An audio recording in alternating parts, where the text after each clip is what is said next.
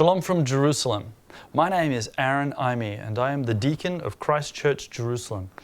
Christ Church is the oldest Protestant church in the Middle East. It was dedicated in 1849 and set up by an Anglican mission society, today known as CMJ, Church's Ministry Among the Jewish People. CMJ was founded in 1809 in London by a group of Christians, predominantly Anglicans and Lutherans from the continent, who had picked up their Bible and begun to read it. And as they turned the pages, they discovered that Jesus was not coming back to Paris or to Berlin or London, as nice as those cities might be. He was going to return to Jerusalem. And that made the Middle East once again important in the lives of Christianity. And so they began to set up these mission stations in Israel. And the mission of the church, of Christ Church, has been Jesus for the Jews and Jewish roots for the church.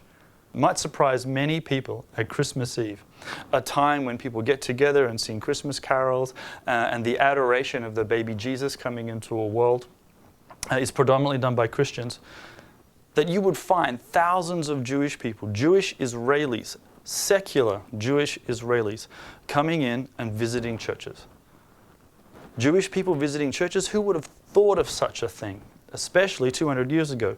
But it's a reality that occurs for us at Christ Church every day. And at Christ Church, we welcome Jewish people to come in. Jewish people are curious. Israelis are a very curious people.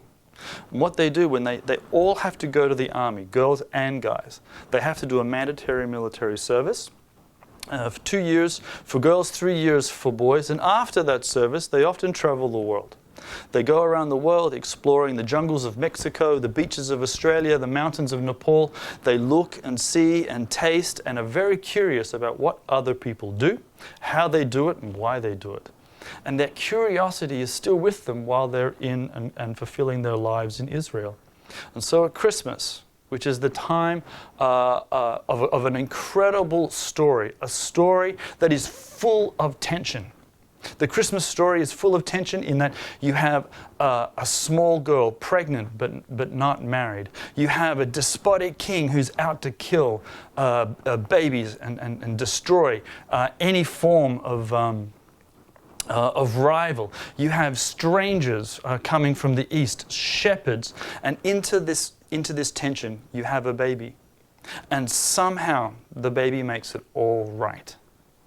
So there's an attraction to come to find out what Christmas is. And at Christ Church, we open wide our gates. So Jewish people, Israelis, will get together in groups from Haifa, from Beersheba, from Tel Aviv.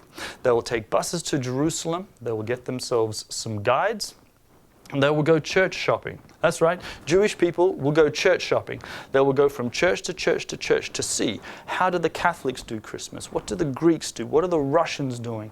And they will come to Christ Church. And we are a welcoming church, so we open up our arms. We have the biggest tree you can find. We ham, pardon the expression, we ham this up. We have lights, we have Christmas carols being sung and worshipped in the church from 6 until 10. We bring out mulled wine and Christmas cookies and we show these are the holiday foods, you're welcome to them. And then we gather people into a group and we say, now we're going to tell you the Christmas story. And they're eager and they're keen and they're curious. And we say, we're not going to tell you a Christian story, we're going to tell you a Jewish story. Because this story is about a Jewish boy born to Jewish parents in a Jewish town as the promised Jewish Messiah. And 2 billion people are going to read this story in 24 hours. And you don't want to miss out, do you? And they say, no, we don't want to miss out. Good, because here's the Gospel of Luke in Hebrew that tells you the story. Now, do you want the Maccabees or do you want the donuts? Do you want the real story or do you just want the trappings? No, they want the real story. And so we say, the real story of Christmas is not pagan. Too much of our world, too much of our Western Christianity is in the grip of a deception, and we think that Christmas comes from the pagan Greek world. We think that the reason why we're celebrating Christmas on the 25th is because we've superseded the winter solstice, a pagan Greek holiday. But it's not. The story is intensely and at its core Jewish. First of all, the winter solstice is on the 21st. We in the West, we celebrate Christmas on the 25th. The Greeks celebrate it on the 6th. And in Jerusalem, the Armenians celebrate Christmas on January the 18th. And so if we're all trying to replace the winter solstice, we're all missing it. Every single year, we do not get it on the right day because it has nothing to do with the winter solstice. And the idea of God coming down and becoming a man is also a Jewish tradition. It's not a pagan tradition. In the pagan world, gods did come down. Zeus came down, the Roman gods came down and they mingled with men, but they were still gods. They never changed their form. In the Jewish tradition, instead, when God comes down, something happens, and it's a mystery. Now, the Jewish world, the Hebrew mind, loves mystery. In the Greek mind, in the Western mind, we don't like mystery. When we watch our television shows, the NCIS or murder mysteries, at the end of 45 minutes, we have to catch the bad guy. We have to solve the riddle. We have to know who did it. And if we don't find out who did it, then we will get on the phone, we will write an email to the network, and we'll complain. We'll say, I can't go to sleep until I catch the killer. You have to show me the next episode right now. We don't allow ourselves to dwell on the mystery. King David writes in the book of Psalms, in Psalm 1, I meditate on your word day and night. I don't solve it. And so the Jewish mind loves a mystery.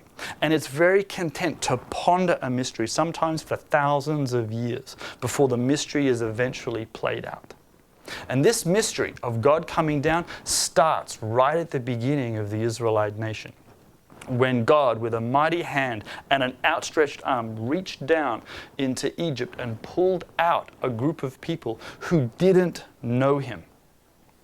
When we ask ourselves the question, what do the children of Israel know about God while they're in Egypt?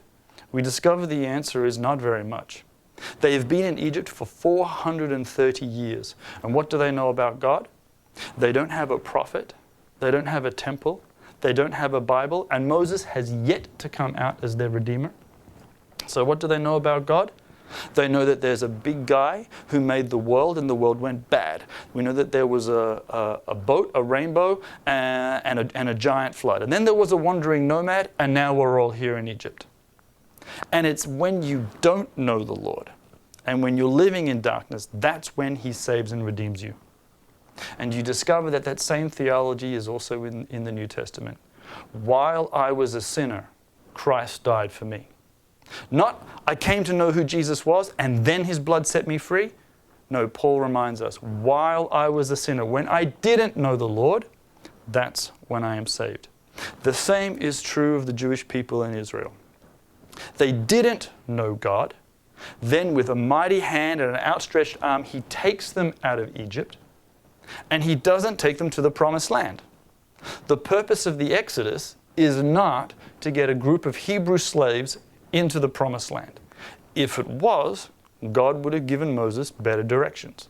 He would have said, it's very easy, Moses. You get across the river and then you turn left. And once you get to the Mediterranean, you turn right. You can't miss it. Turn left, turn right, you're there. But the purpose of the Exodus is not to get to the promised land. That's a blessing. The purpose of the Exodus was to bring his people to Mount Sinai. And at Mount Sinai, God comes down and he reveals himself for the very first time. So he tells them, I am the Lord your God who brought you out of Egypt. Here is my business card. And now I want to get to know you. So redemption always leads to revelation. You are redeemed and then God reveals himself in your life. He fills you with his Spirit and then you know the saving grace of the living Messiah and are set free. And then you join the people of God. This was done by the Jewish people at Mount Sinai. And then God gave them a very specific command. He told them to build a tabernacle. The book of Exodus gives us several chapters of the redemption and then spends half the book of Exodus describing in meticulous detail the work of building the tabernacle. Because God said something very profound, very mysterious. Build me a tabernacle because I want to dwell with you.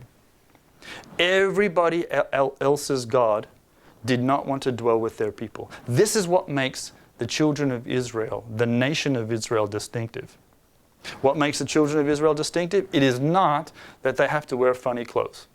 When you go to Israel today, everybody's walking around in very strange garb. They wear black, they wear white, they have funny hats, they are decorated with long ringlets of hair which they refuse to cut.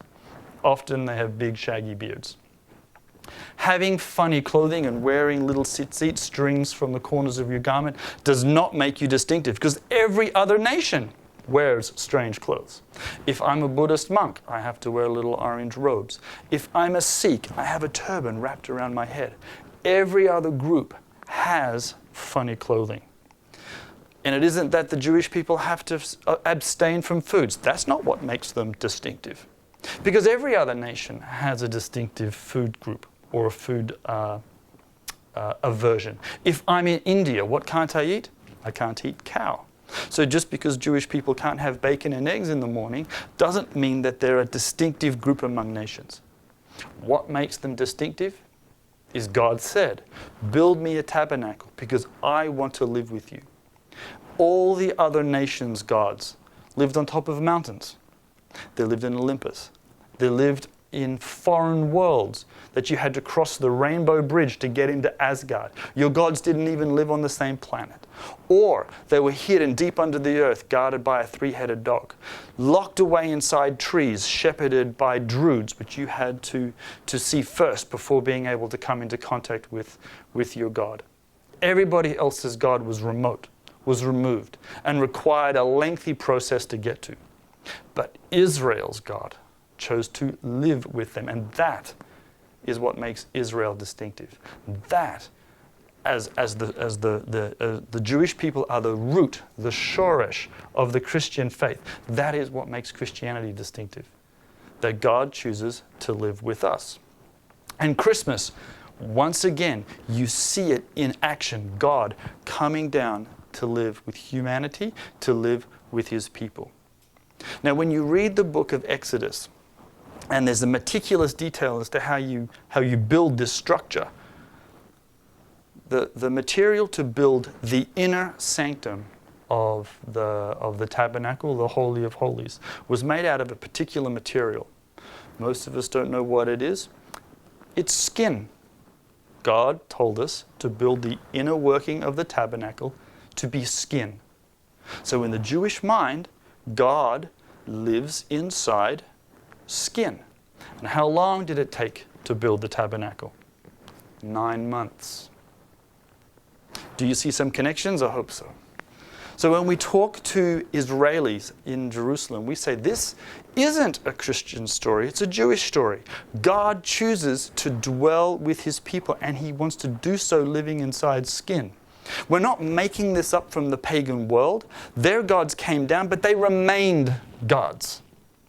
But Israel's God chose to humble himself and come down and live inside skin, which he has done before. A mystery that is playing its way out again. So as we're talking about Christmas, we often get into a discussion that says, listen, you Christians, you worship 3 gods. But we don't. We worship one God. Where do you get this 3 gods idea from? We don't understand the Trinity. And honestly, if we're honest with ourselves, we probably don't understand the Trinity in its fullness either. But the mystery of the nature of God is in the Hebrew Bible before it is in the New Testament. Where is it? I hear you ask. Many Jewish people think that we will leap to talk about Isaiah 53 and the suffering servant. No, we'll use some other mysteries which appear in the prophets. And our favorite, one that I'd like to share with you now, comes from Isaiah. Isaiah 48, starting at verse 12. The prophet starts with a loaded word. He says, "Listen to me, O Jacob, Israel, whom I have called." In Hebrew, he uses the word Shema. And Shema is a loaded word in Hebrew. It's an imperative. It means listen, sit up, pay attention. It's also the start of the famous prayer, "Hear, O Israel, the Lord our God, the Lord is one," which is an oath of loyalty to God. So when you hear the word Shema in Hebrew, or when you're reading it, it means it's very important. And God says, "Listen to me, Jacob." Out of all the names that he could use to identify himself with a people group, he often says, "I am the God of Jacob." And that tells us something about God. Because what's the character of Jacob? It's not a very positive one. He's a deceiver. He's an usurper. And he's a coward. He's constantly running away from his responsibilities and running away from confrontations. And even when he's returning back to the promised land and he's going to meet Esau, he's afraid. And so he sends the women and children in front to go and meet his brother first. And yet, despite all the weaknesses of Jacob and all his failings, God chooses to identify himself, because in those weaknesses, he is indeed strong. So he says, "Listen to me, Jacob, Israel, whom I have named. I am he, ani hu in Hebrew. I am the first and I am the last. Ani harashon v'ani ha'achoron." So who is talking here? Who is calling himself the first and the last? Now, as Christians, we often run and we think, this is, of course, Jesus. And he calls himself the first and the last. He does in the book of Revelation. When Jesus is on the planet, he chooses to identify himself as the Son of Man. Here, the prophet introduces a character who calls himself the first and the last. Who is he? The next sentence gives us the clue. "My own hand has laid the foundations of the earth, and my right hand has stretched out the heavens. When I summon them, they all stand up together." So when we're talking with Israelis, we ask, who made the heavens and the earth? And even a secular Israeli, even a non-believer in God, has to say, God made the heavens and the earth. That's what it says at the beginning of the Bible. Yes. So the first and the last is God. In verse 16, we hear the prophet say, "Now come near me and listen to this." Again, the word Shema. And in Jewish exegesis, when you see two words that are the same, you can link those verses together. "Come near me and listen to this. From the first announcement I have not spoken in secret. At the time it happens, I am there." In Hebrew, what you're getting is a couple of biblical Hebrew time words. The word is me'et. Since the beginning of time. Haita sham ani. I was there. Va'ata, that's the word that's used. It is another time word, and it means right now. As in, right now. So since the beginning of time until now, a timeless character has always been there.